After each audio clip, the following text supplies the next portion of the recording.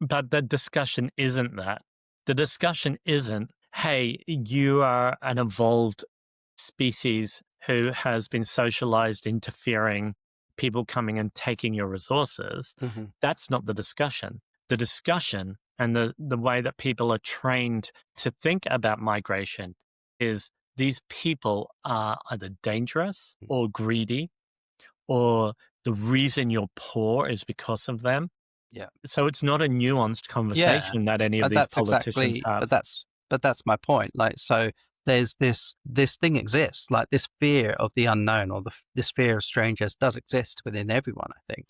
But the right are monopolizing on that, and the right are coming out with these things like stop the boats, like, that migrants are taking our jobs, that migrants are ruining, British people's lives. Whereas the left don't seem to be, entering into this debate in any meaningful way other than just parroting what Reform are saying. And so I But really think, what is a meaningful way of having this conversation well, just to say, like you from a said, left wing point of view? well, just to say what you said is just to say, look, okay, it's a legitimate concern to be worried about jobs. It's a legitimate concern to be worried about the cost of living.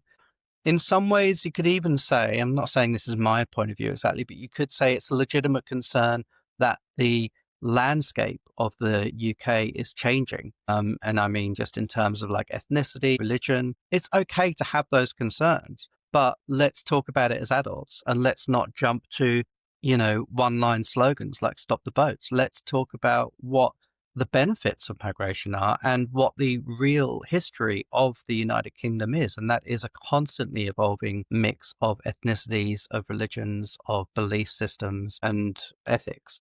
Yeah, like this country or any country on the planet, maybe with the exception of something like North Korea, Hmm. has always been an evolving landscape and from a demographic point of view. Hmm. Like the UK, if you look back at the history of it, even before it was recognized as a modern country, was an evolving, like a revolving door of people, ethnicities, cultures, societies, languages. It Yeah. always has been. So to think that we now live in a section of history that is somehow unique and deserves to be protected is uneducated. It's Hmm. ill-informed to think that this time period that we live in and this cultural makeup that we have or had 40, 50 years ago is somehow more special and deserves to be frozen in time. Hmm. It's unrealistic and it doesn't make sense based on what we know. Hmm. Now,